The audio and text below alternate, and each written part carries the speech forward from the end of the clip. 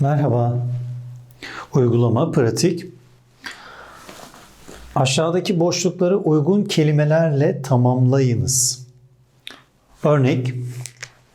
Örnek. Evimiz, bizim evimiz.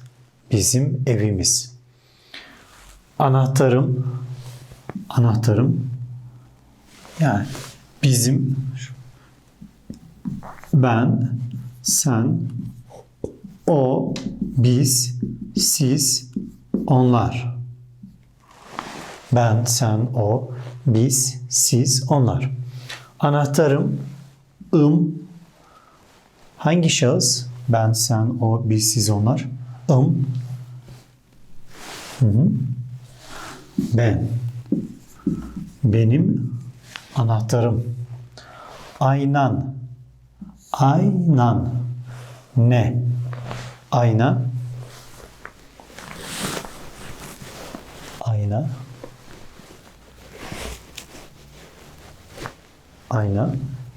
Ne? Senin aynan. Cüzdanımız.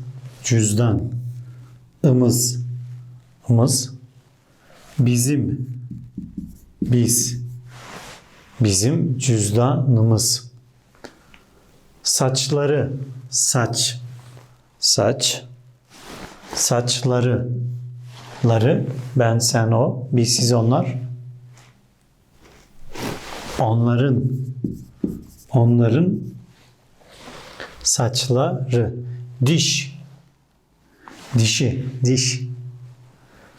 Dişi.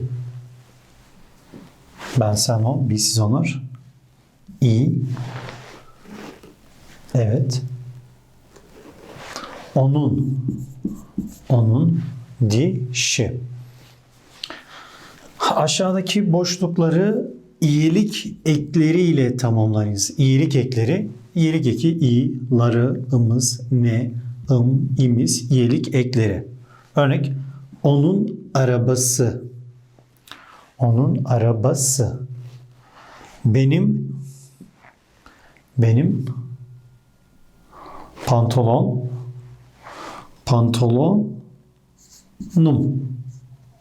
pantolonum.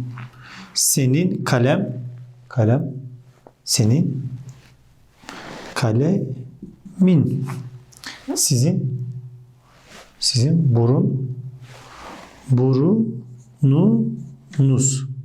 burnunuz. Onların arkadaşları.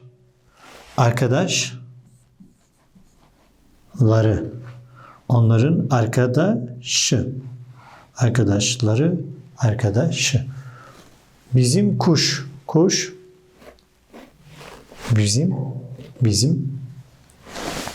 Bizim kuşumuz.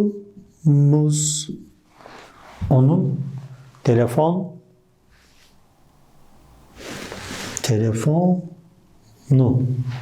Onun telefonu.